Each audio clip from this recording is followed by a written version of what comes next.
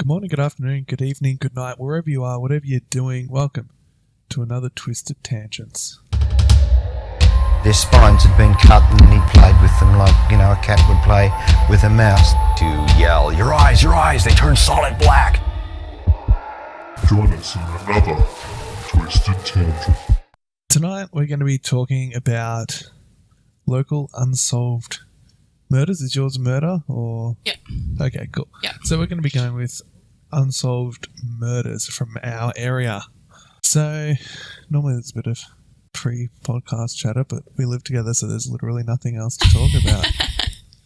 No catching up on how the day's been. I made good dinner tonight, didn't I? Yeah. There you go, people. A little insight into our lives. That's about all you get because there's no point us talking about it here, which is kind of sad.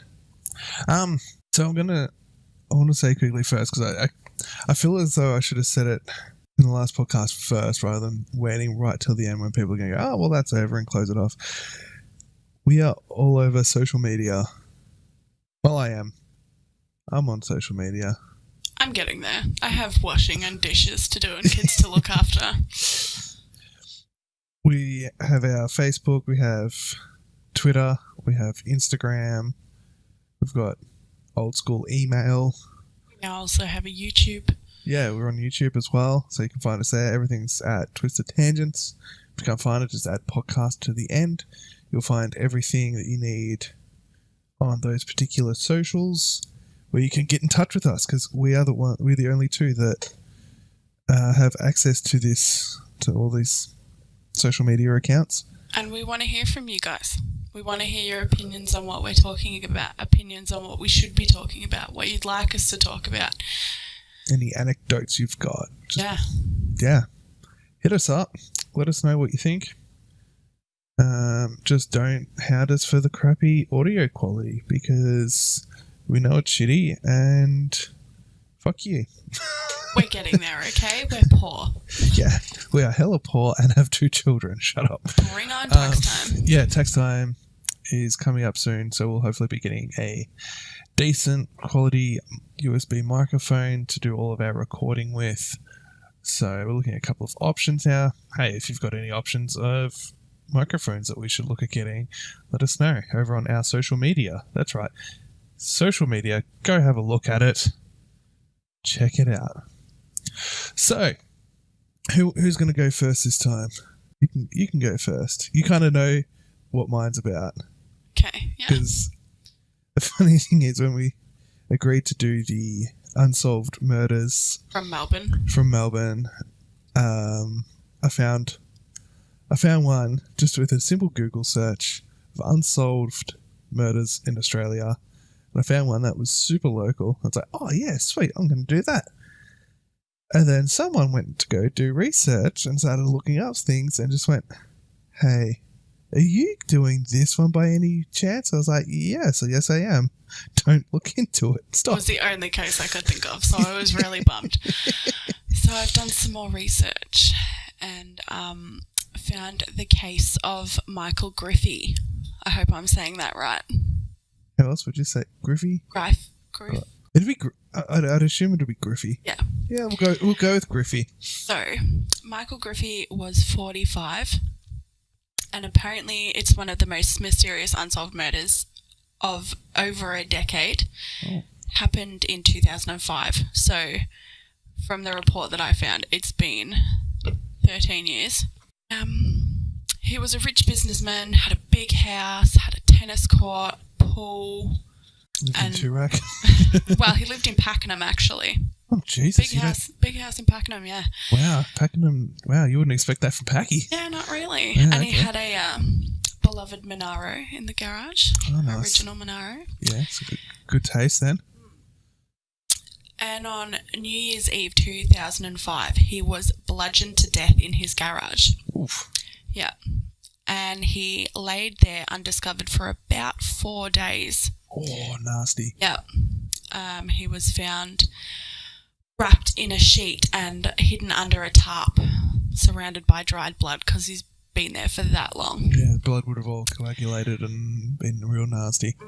One of the weird points, though, was this happened on New Year's Eve, and the family threw a New Year's party at the house that night, and nobody noticed that he wasn't there. Surely that'd be something that you'd notice if, like, It's if you're at his a party, yeah, you're at some dude's house, like, presumably a good mate, Yeah. because you're at a New Year's Eve party. You only go to New Year's Eve party with people People you you actually know, make. yeah. You don't go to work with someone you go to work with. You don't go to their New Year's Eve party. No, you go to a friend's New Year's party. Yeah.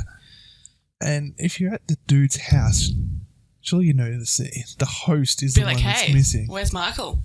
Yeah, where's old mate Griffey? Where's Griffey gone? So he was found by his wife, estranged wife, and daughter. And apparently, even though they were estranged, they were still living under the same roof and still having sexual relations up until the point that he was murdered. So nothing necrophilic going on there. No, then? nothing necrophilic, but they were still quite close. Yes, okay. The murderers stole his wallet, his mobile, and oddly ripped 2 pages out of his diary. Oh, okay. Yeah, they didn't really know why. But yeah, they thought that was a pretty odd thing to do, just to rip 2 pages out Did of they his say, diary. is there anything about what happened on those 2 days? No, or? it doesn't say anything about it, which is really annoying because I really wanted to know. Yeah, I want to know what's on those pages. $1,000 was also taken from a safe in the house, to which only 3 people knew the combination. Okay. Didn't say which 3 people, but I'm guessing it was probably him, his wife, Daughter? maybe the daughter. They also had a son as well. Okay. Yeah, so that was really weird. That was weird. Yeah.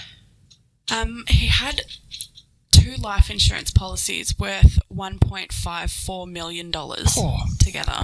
Far out, that's... Yeah. He was wealthy. Yeah. And they were to go to his estranged wife after he died, of course. So there you go. There's a red flag, people. Ding, ding, ding. There's usually your first suspect. Life insurance policies.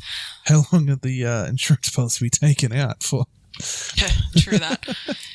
In 2007, the wife was charged, but the case was dropped just before it went to trial because they couldn't actually get enough evidence together to prove it was her.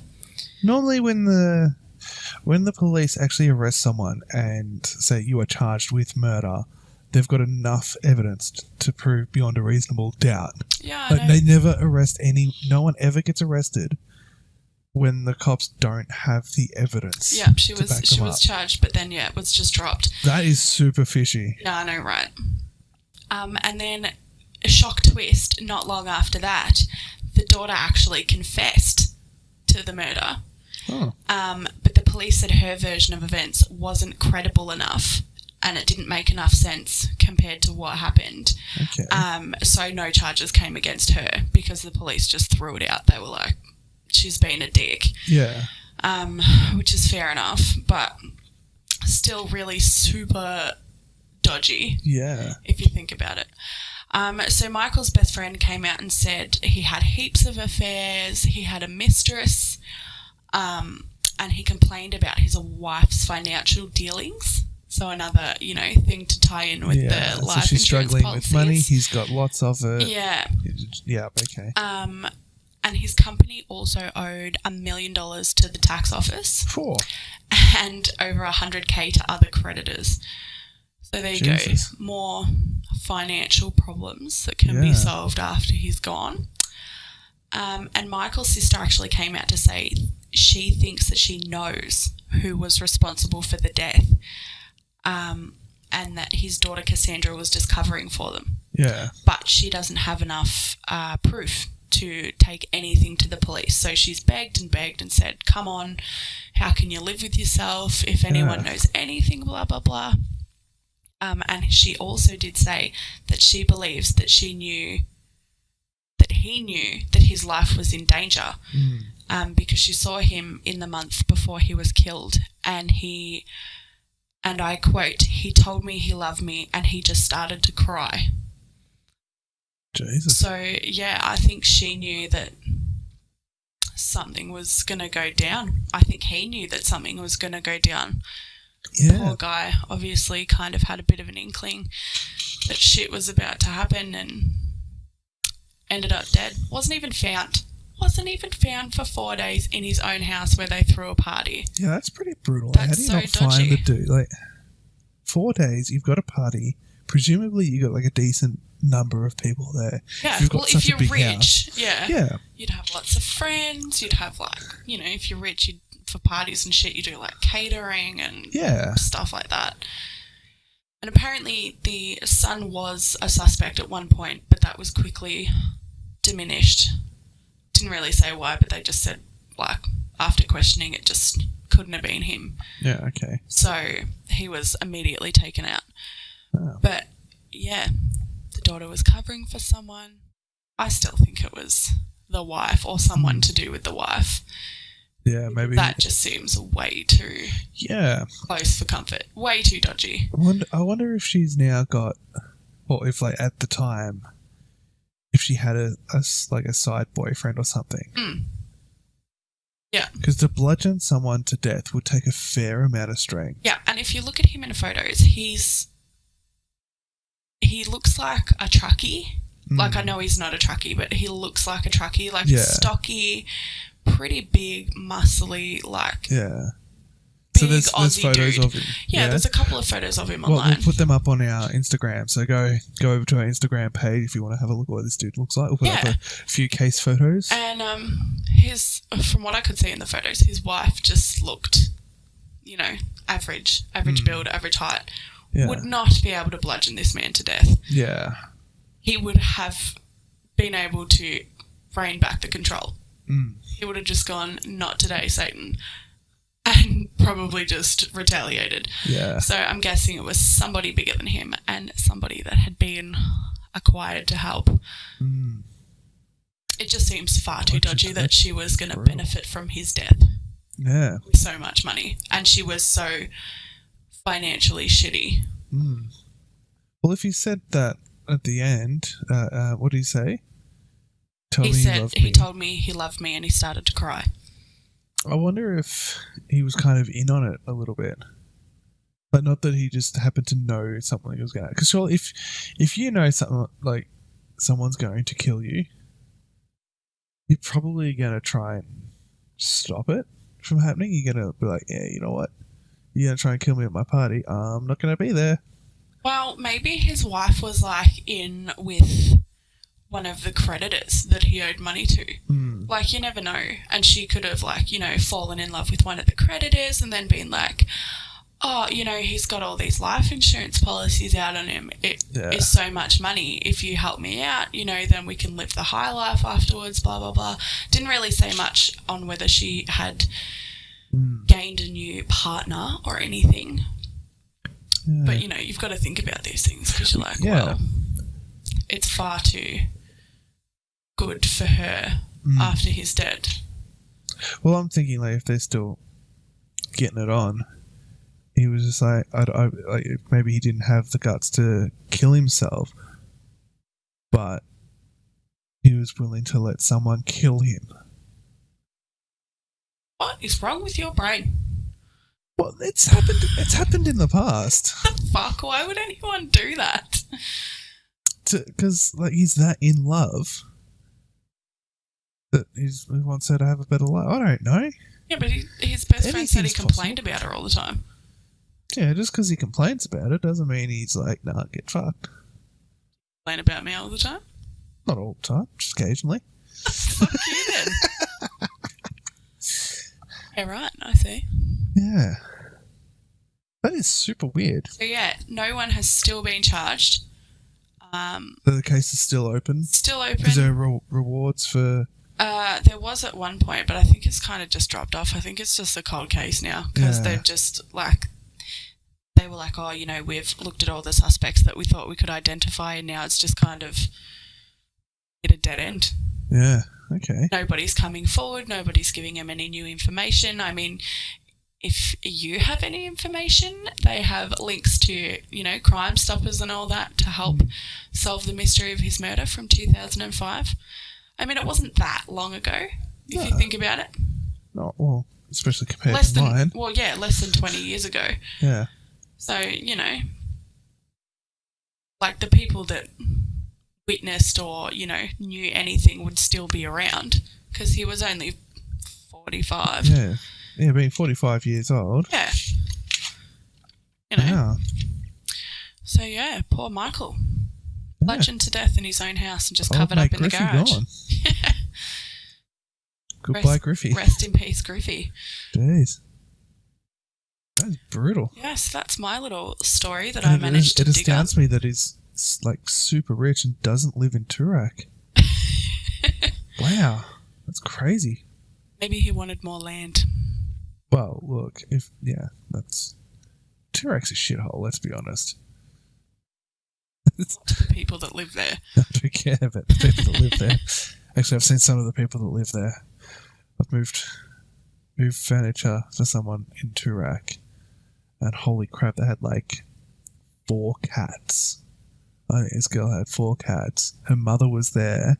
I think she was at work, and as soon as we open up the door and walk in, all you can smell is like just that dirty, I have heaps of cats and don't look after them smell. It just smells like old vomit, like just come on now. Not acetone, Ammonia. ammonia, that's the one. Yeah. Pea smell. Yeah. Yeah. Yeah, you can just smell the ammonia, and it was absolutely filthy, and that was in Turak. I was like, man, this is not the Turak I've heard of. Takes a whole kind to make the worlds go round. Yeah, apparently so. And the mother was like super apologetic. Like as soon as we walked in, she's like, "Oh my god, I am so sorry. I don't know how my daughter lives like this. It's absolutely disgusting. We did not raise her like this." I'm so glad we only moved a table and 6 chairs. We were out so quick. Oh, like my mother always says, just because you've got money doesn't mean you've got class. Nah, definitely not. This shit did not. Or taste, for that matter. Well, look, yeah. Mother was super nice, though. She was really nice. So that was good. Anyway, enough about Turak. Let's get a little closer to home. Because Pakenham's a decent hike from where we are. Yeah, about an hour. Yeah, about an hour or so. Let's go to where we used to live. Down in Greensborough. And kind of super close to... where I used to work for part of this. Now, this is an interesting one because I looked up this one particular person and it just opened up an entire can of worms that we could end up doing just one episode on all of this. Yeah, I'm sure we could come back and revisit it. It is a very interesting case. It is. And I'm just sort of going to, go over it fairly briefly in the grand scheme of things. But, this is just insane reading about this. So, this is the murder of Carmen Chan. She was a 13-year-old girl, and on the 13th of April, coincidentally, the date we got married. Except this is 1991, the year before we were born. Yeah. She was babysitting her 2 younger sisters at home in Templestowe while their parents worked at the Chinese restaurant in Eltham that they owned. I'm not sure if they still own it or if they've moved out of the area. You'd probably want to move out of the area, I would assume.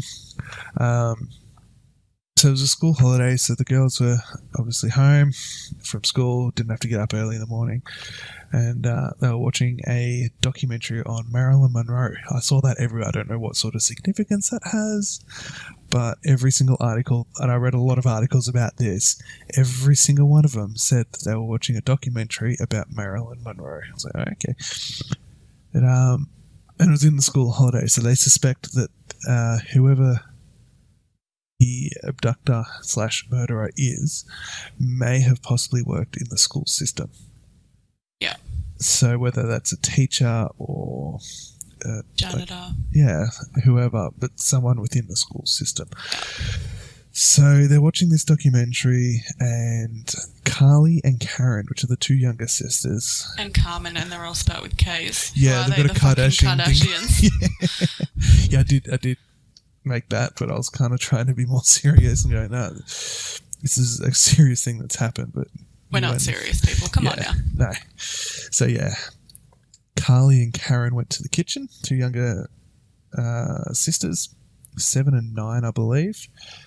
And as they walked down the hallway from Carmen's room, because they were all in Carmen's room, there was a man standing there holding a knife.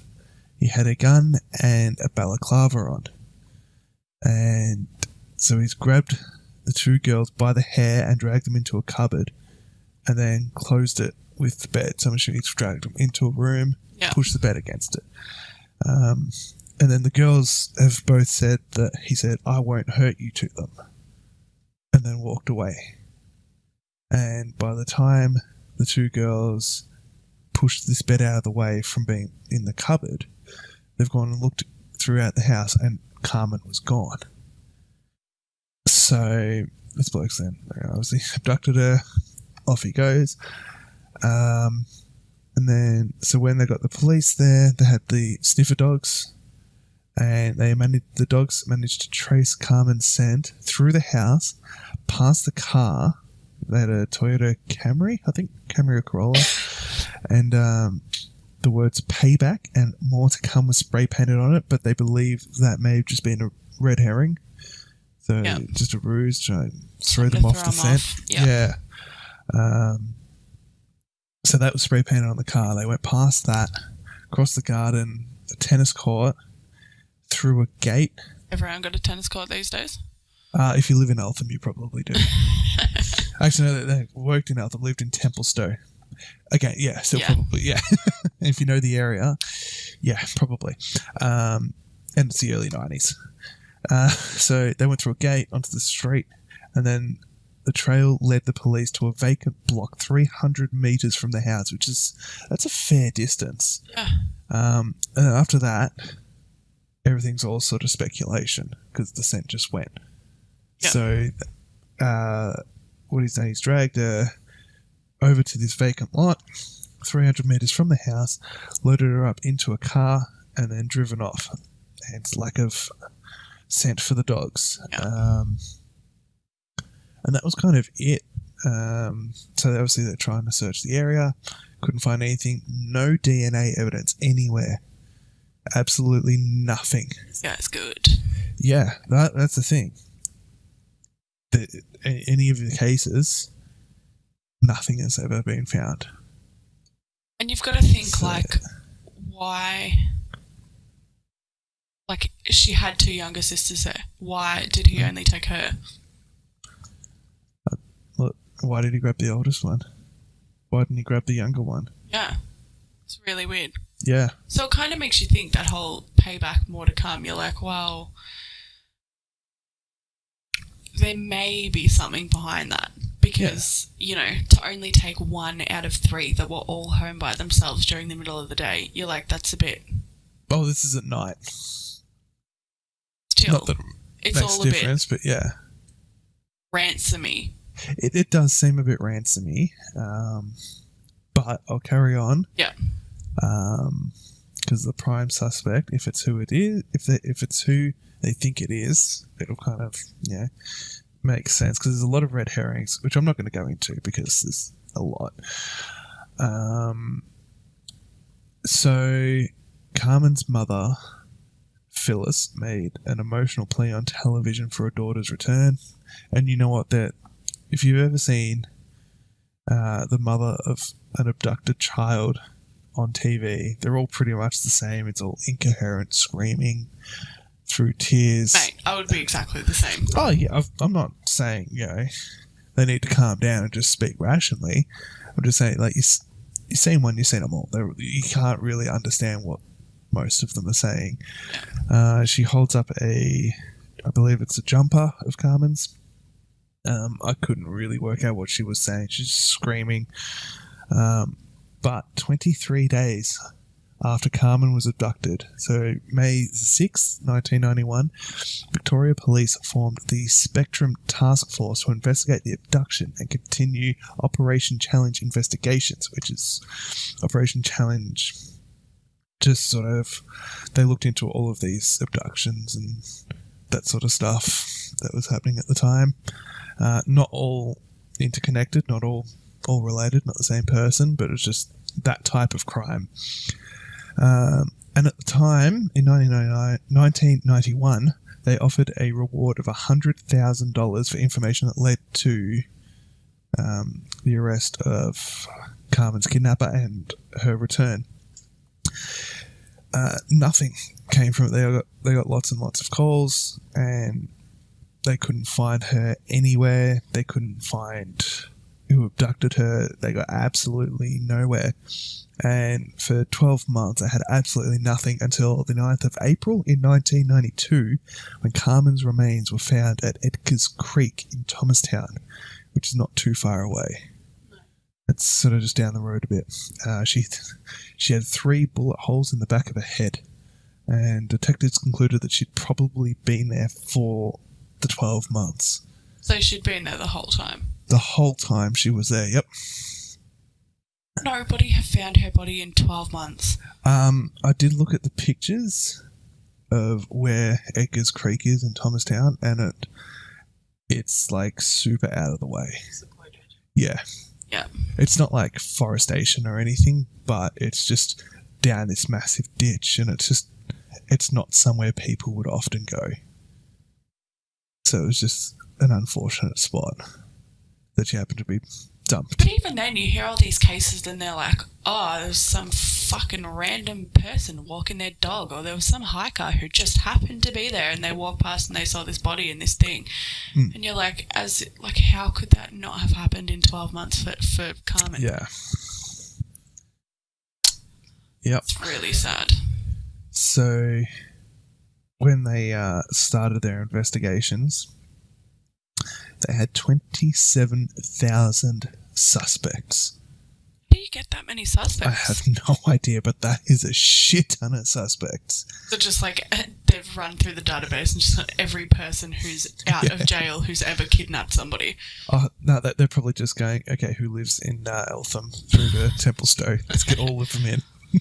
You're a 3-month-old baby? Come on, you're coming in. You're being questioned. Jesus, that's a lot of people. Yeah. So obviously that ran on for a very, very long time, interviewing 27,000 people. Oh, yeah. And they ended up narrowing that down to 7 people that they just could not rule out. And their main suspect was someone who they have dubbed Mr. Cruel.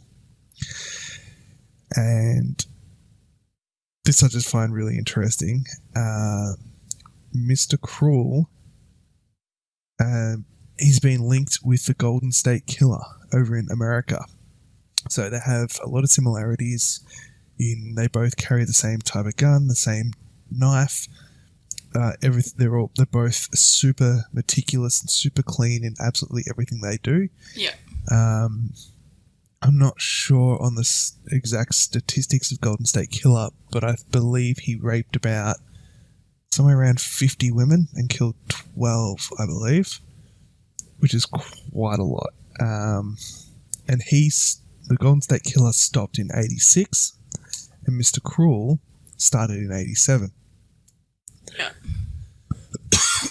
So they've got very similar physical attributes. So Golden State Killer, some of his survivors said that he had this balaclava on and this like a golden brown hair coming out from underneath it. Yeah. Exact same as Mr. Cruel. And how coincidental that, their killings stopped in 86 in America and then happened in 87 in Australia. So yeah. you think about it and you just go, well, he's on the run, he doesn't want to get caught, jump ship, go to a different country, start fresh, I guess you could say. Literally, start fresh. Yeah. So a little bit about Mr. Cruel. This is very much one of the most highly sought after criminals in Australia. So he still hasn't been caught? No, that's why he's known Not as Mr. necessarily Cruel. for Carmen, but just for... At all, no. Wow. Golden State Killer, I believe, is still at large. And same as Mr. Cruel. Yep. So they've obviously got their suspects on who they believe it to be, but no one's been taken in. But, so whether it's Golden State Killer or not, who knows? It could be purely coincidental. Yeah. But when Mr. Cruel started, he started 22nd of August in 1987 when he broke into a home in Lower Plenty, which is right where I used to work, at 4 a.m. He cut the phone lines to the house and he tied up the parents by the hands and feet and locked them in a wardrobe. He tied the son to a bed and he attacked the 11-year-old daughter. That's all it really says. It doesn't have her name. Doesn't say what it was meant by attacked. We can presume maybe rape, because it kind of seems to be the MO for a lot of these things. Well, yeah, and if it doesn't say murdered, she wasn't murdered. No, so. she's alive. She was never. This never really went to the media or anything like that. So it's just that's all it is.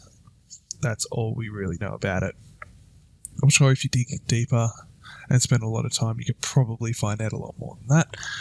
But with just general searches, that's about all it gets. And then over 12 months later, on the 27th of December in 1988, he broke into a home in Ringwood at 5:30 in the morning, bound and gagged the parents, and demanded money. A lot of people say that was just a sort of a red herring to try and differentiate from the first crime, and that he wasn't really after any money. He grabbed the 10-year-old daughter, Sharon Wills. He taped her eyes, gagged her. He then abducted her and released her 18 hours later in Bayswater High School, which is not too far away from Ringwood. Yeah. So that happened. Again, everything about it is exactly the same, from Carmen Chan to the one in August. That one, everything's been the same. So, a couple of years later, in the 3rd of July 1990, it's a break-in at a home in Canterbury. So this is a little bit different area, but still relatively local. At 11:30 at night, the parents were away at a going-away party just days before they were due to return to England. So this family decided they came over here because the dad had a job over here, and they decided they were going to move back to England, where they came from. Yeah. And so there was a bon voyage party where the parents went, the kids stayed at home, and then 20 minutes before the parents came back home,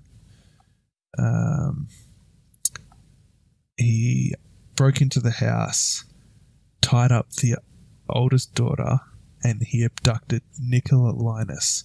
He demanded a ransom of $25,000, but that was it. He never said, leave $25 here or transfer it into this account or anything. He said to the oldest daughter, $25K, and then he grabbed the car that they were renting here, drove, I forget how far, he drove down the road, dumped the car into another car that was waiting there, and then he drove off. And obviously 20 minutes later, parents turn up, they find the car's missing and the front door's wide open, go in, fearing the worst, and then what they actually see is even worse than that. They see the oldest daughter tied up on the bed. God. Yeah. Nicola's gone. Yep. However, he did inform Nicola that after 50 hours he would release her. And he did. He was true to his word. He released her after 50 hours outside of an electricity station in Kew. So, yeah. That one was really, just really shit timing for the parents. Like all of 20 minutes. Yeah. And, yeah. But that one, Nicola, she managed to keep her cool for a fair bit, and as she was being abducted, she sort of tried to guess where she came up to him. So to give like a height, And Yeah. she said he wasn't much taller than me. So they worked out he was around about 5'9". Yeah. And she remembered a whole heap of stuff that they could then work out a profile on who it might be. Smart girl. Yeah, and I think she was 13. So for a 13-year-old, that's super smart, especially with what's going on, to be able to keep you cool and just sort of, remember all of these things. And then 50 hours later, like 2 days later, be able to recall it all. And she also did give a bit of a description on the room that she was kept in. So they managed to work, they drew a sketch on what the room would have looked like. Yeah. Both Nicola and Sharon said that they could hear planes going overhead quite regularly. So they determined that it was around the Tullamarine area. Yeah.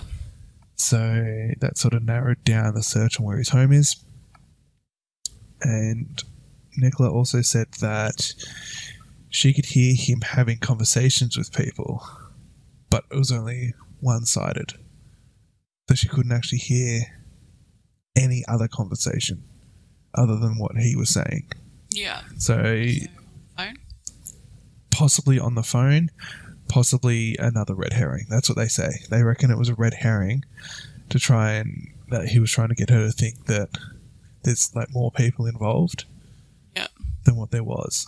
And then obviously, a year later, 13th of April 91, Carmen was then abducted and subsequently murdered. Yeah. So what they think is that Carmen identified him, whether she pulled off his balaclava or recognized his voice, because they did say that he was a very soft-spoken person. So whether she recognized his voice or whatever, that's why they think she was murdered, because she recognized him. Yeah. Well, that would make sense as to why she was the only one that was murdered and nobody else was, if it was all the same person. Yeah. So that would definitely make sense. There was a thing on A Current Affair, which obviously, A Current Affair, very biased and one-sided.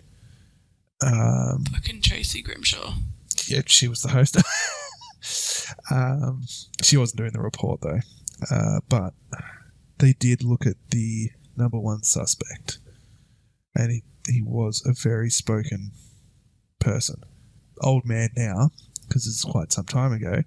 But I did find it interesting that when they were doing the introduction, they really made a point that this guy admits that he's their number one suspect.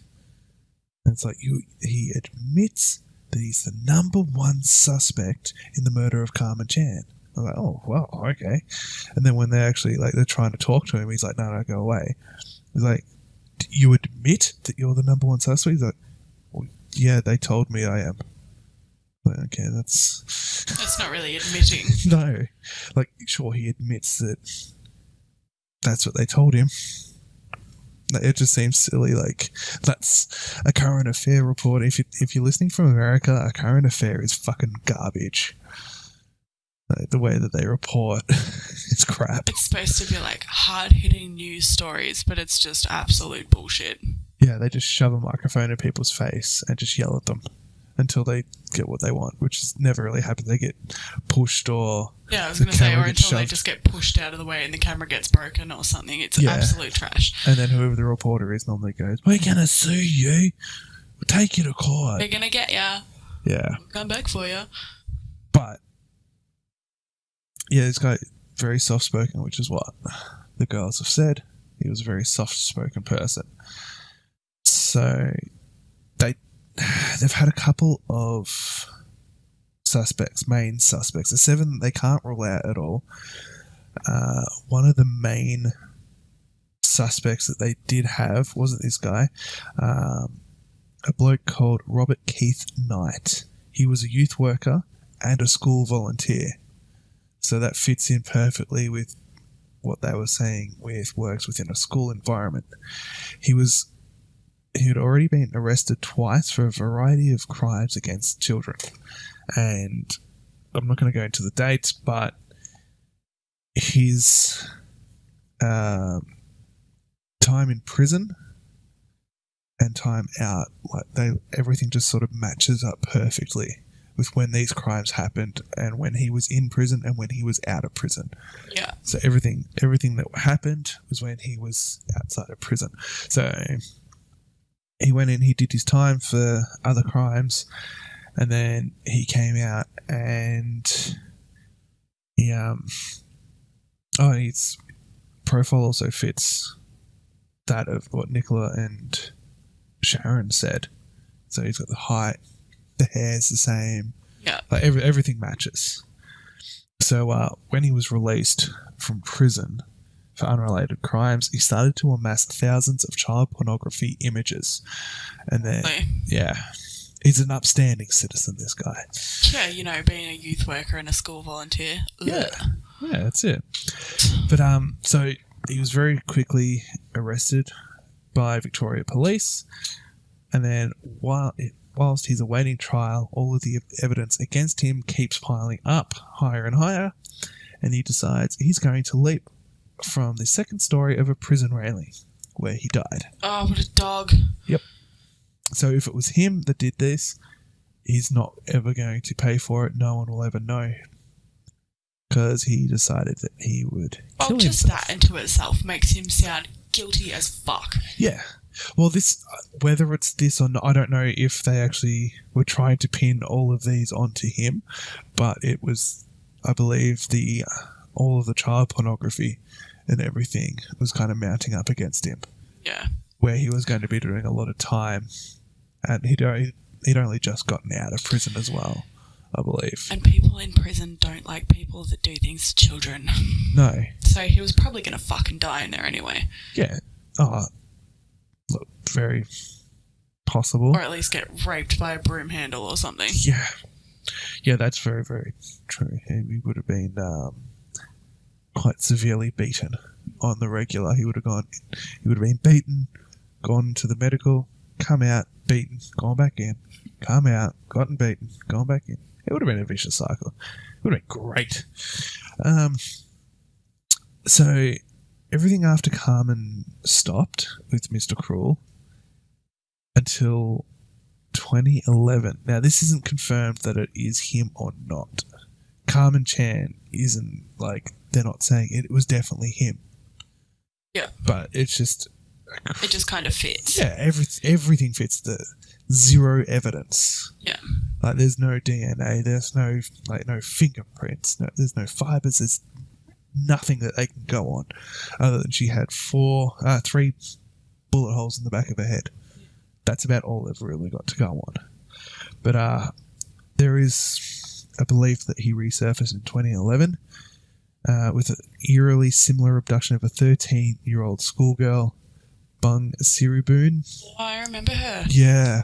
She's been missing for over 7 years now. They still haven't found her. Out. I can't believe that was so long ago. It feels like only yesterday. Like I was seeing her school picture on the news. Yeah, right? Yeah. But that was 7 years ago now. Shit. And, you know, because of the lack of evidence, they believe that may have been Mr. Cruel coming back again. But after that, there hasn't been anything. So, yeah, that's Mr. Cruel. That is still currently, unsolved. And there is currently a $1 million reward. Wow. Yep, $1 million for anyone that can give police information. God, I wish I had some info. I know, right? How good would that Would solve all of our problems. Yeah. Do you know who Mr. Cruel is? Not off the top of my head, no. Okay, because we need proof, unfortunately. Shit.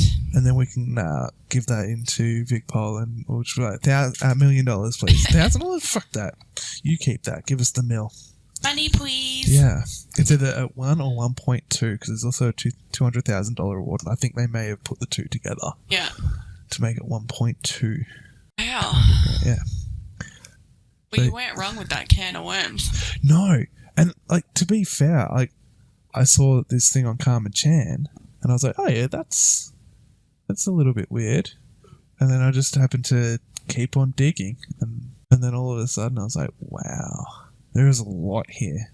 Yeah, shit. And, like, I was reading some of the stuff in the linking to the Golden State Killer, and like there's just so much that's the same. Like Golden State Killer leaves no evidence behind at all. Yeah.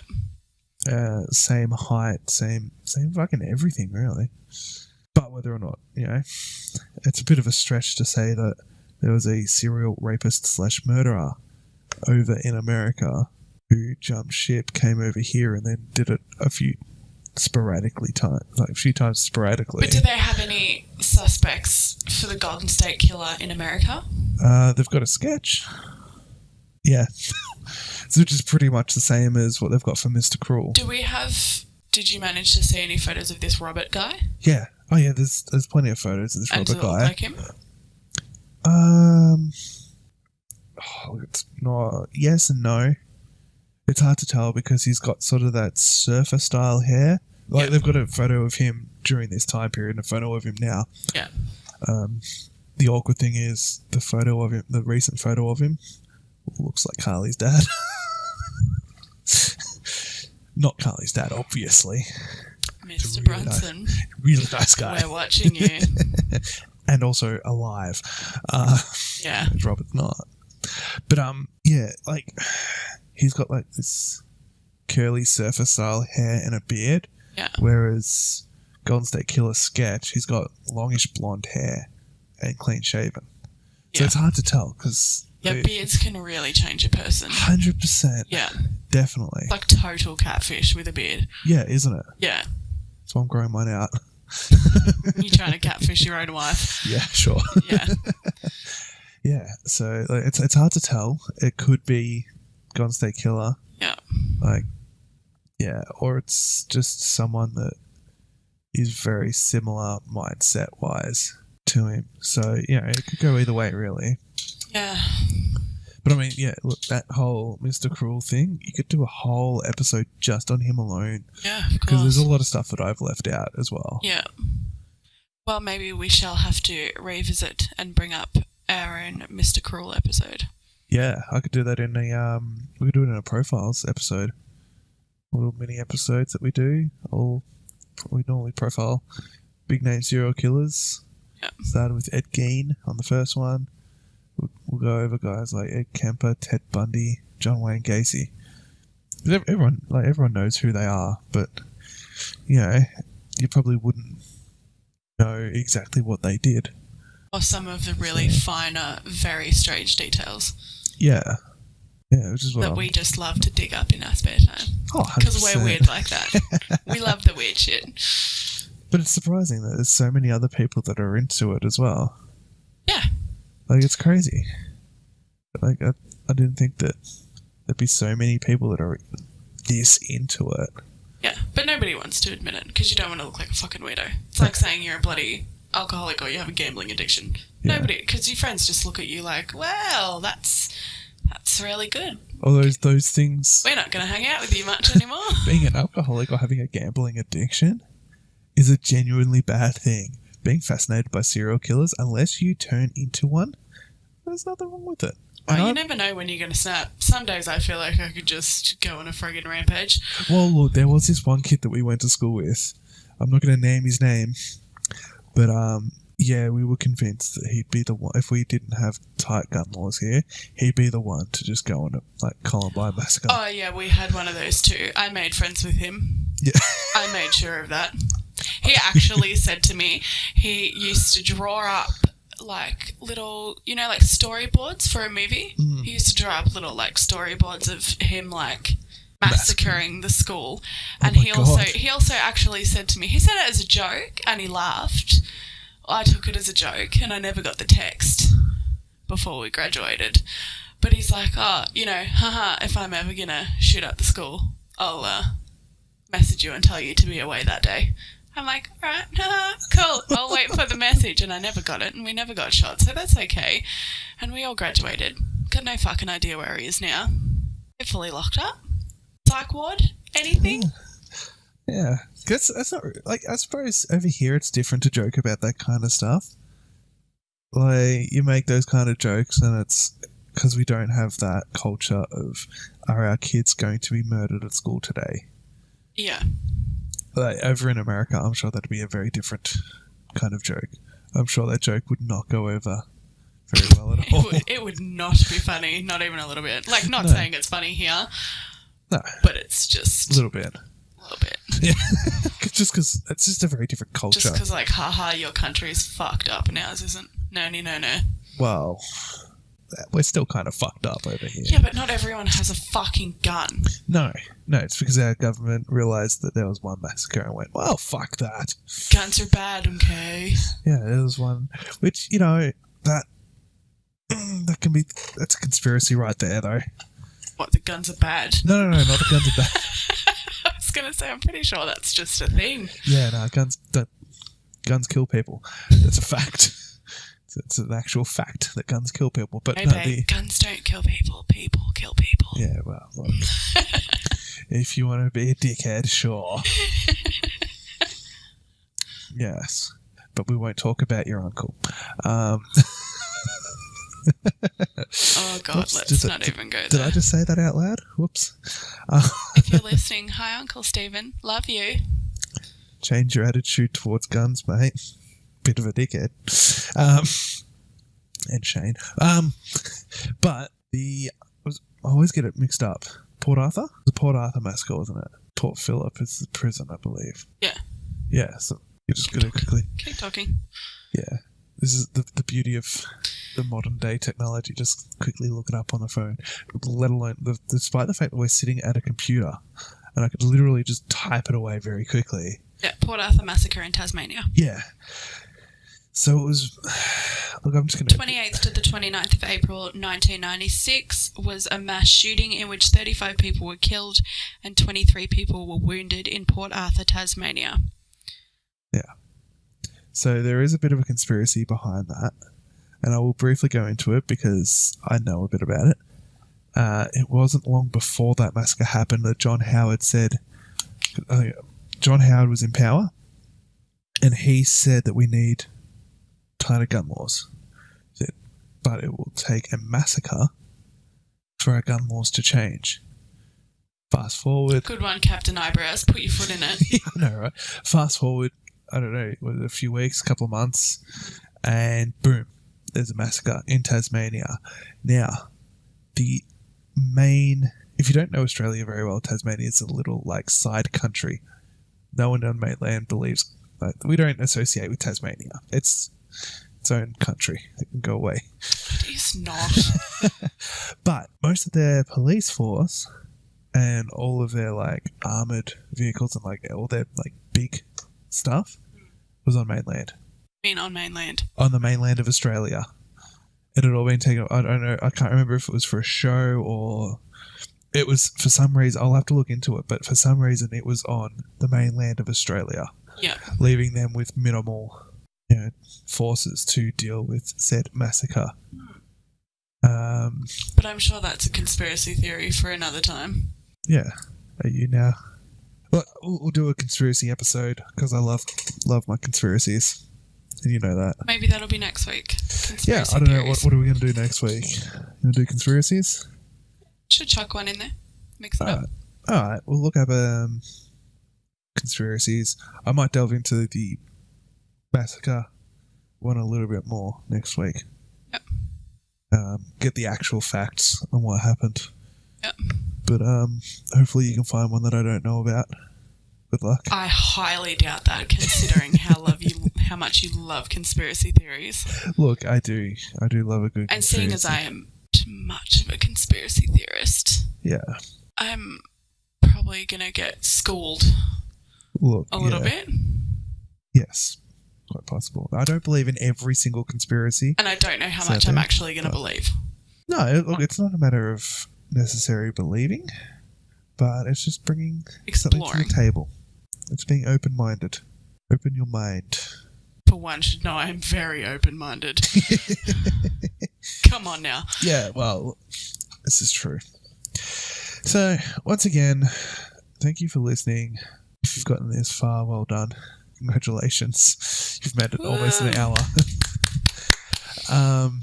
We are on all of the social media, Facebook, Twitter, Instagram. YouTube now. We put our episodes up on Audio Boom every Friday morning at 9 a.m. our time here in Australia. Australian Eastern Standard Time. Yes, because it's not daylight savings. Not at the moment. No. So check us out on all of those. Follow us on all of those platforms there. We do post a lot of different content on each of them. So hit them all up so you can see absolutely everything that we post. We will upload the photo of Michael Griffey to the Instagram. Yes. And probably on the Facebook as well. So if you want to see it, go for it. Yeah, we'll do photo sets. So we'll do the Michael Griffey photos, and we will also be putting up the Mr. Cruel photos. Not that there are all that many of them, but I will put up what I can. Please comment on everything. If you know any other cool facts about these cases, or you know anything to do with them, or you've got any theories, we would love to hear them. Yes, definitely. Also, send us things that you want to hear us talking about. Your favourite conspiracy theory, maybe one that you're very passionate about. If you've got an unsolved murder from where you live, send us the details, and we might discuss it next week. So make sure to share around with everyone. Let everyone know about Twisted Tangents. And until next week, I'm Tom. And I'm Bonnie. Have a good night.